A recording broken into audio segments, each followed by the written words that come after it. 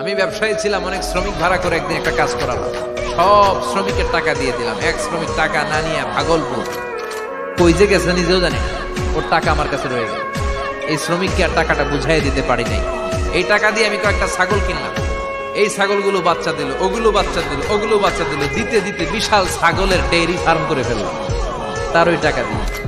এক যুগ 12 বছর পরে সে এসে বলে আমার টাকা ফিরায় দাও। আমি বললাম এই যে ছাগলের ডেইরি ফার্ম পুরোটাই তোমার। সে বলে আস্তা আজিব মিন্নি, আমার সাথে ঠাট্টা করো? আমি পাই সামান্য কয়টা টাকা, এক যুগ আগে যেই টাকা পাইতাম ওইটা দিলেই চলবে। আমি বললাম ও শ্রমিক, তোমার টাকা দিয়ে আমি ছাগল কিনে ব্যবসা করেছি, ছাগল বাচ্চা দিয়েছে, বাড়তে বাড়তে বাড়তে বাড়তে আজকে বিশাল এই ডেইরি ফার্ম। এই ডেইরি ফার্মের মালিক আমি নই, তুমি নিয়ে যাও। বলার সাথে সাথে শ্রমিক আনন্দে নাচতে নাচতে ডেইরি ফার্ম নিয়ে যায়। ও আল্লাহ, ওই দিন যদি সে যতটুকু টাকা পাওনা ছিল অতটুকু দিলেই সে খুশি হয়ে যেত। শুধু তোমার খুশির জন্য পুরো ডেইরি ফার্ম আমি তারে দিয়ে দিয়েছিলাম। আল্লাহু আকবার। শয়তান আল্লাহরে চ্যালেঞ্জ দিছে, আল্লাহ তুমি আমারে জাহান্নামে পাঠাবা, আমিও তোমার বান্দা করে লয়ে একসাথে জামাতে ঢুকমু। একা ঢুকবো না, একা যাব না, তোমার বান্দাদেরকে সবগুলারে জাহান্নামী বানায়া তারপরে ঢুকমু। তোমার চ্যালেঞ্জ দিলাম, একটারও জান্নাতে ঢুকাইতে পারবা?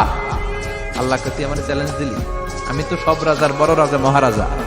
আমার চ্যালেঞ্জ দেশ, এত সাহস পাইলি কই? তুই আজীবন ওয়াসওয়াসা দিয়ে পাপ কাজ করাবি, একদিন তাফসীর মাহফিলে এসে আমার বান্দা ক্ষমা চাবে, আমি মাফ করে দেবো, তুই কি করবি? আজীবন অন্যায় করবে, আজীবন পাপ করবে, জুলুম করবে, একদিন চোখের পানি ছেড়ে আমার কাছে কান্নার মতো কান্না করলে আমি সব গুনাহ মাফ করে দেব। এজন্য আল্লাহ বললেন, ইয়া আইয়ুহাল্লাযীনা আমানু তুবু ইলাল্লাহি তাওবাতান নাসুহা। ভুল করেছো, তওবা করো, মাফ করবে কে? সাইয়েদনা আদম আলাইহিস সালাম ভুল করলেন, দুনিয়ায় এসে শত শত বছর কাঁদলেন, কিন্তু ক্ষমা হয় না। আল্লাহরে বললেন, আল্লাহ কি করলে ক্ষমা পাবো বলো? ফাতালাক্কা আদামু মির রাব্বিহি কালিমাতিন ফাতাবা আলাইহি। আল্লাহ বললেন, ও আদম, তোমারে কিছু কালেমা শিখাইয়া দেই, এই কালেমাগুলো দিয়ে আমার কাছে দোয়া করো, ক্ষমা করে দেব। আল্লাহ শিখাইয়া দিলেন, ও আদম, 2 হাত তুলে চোখের পানি ছেড়ে আমার কাছে পড়ো, রব্বানা। পড়েন, রব্বানা যালামনা আনফুসানা ওয়া ইল্লাম তাগফির লানা ওয়া তারহামনা লানাকুনান্না মিনাল খাসিরিন। এটা শিখাই দিয়েছিল আল্লাহ।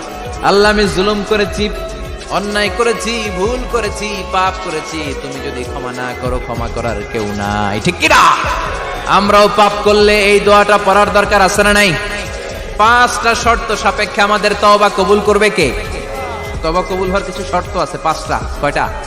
চিৎকার মেরে বলতে হবে, তওবা কবুল হওয়ার শর্ত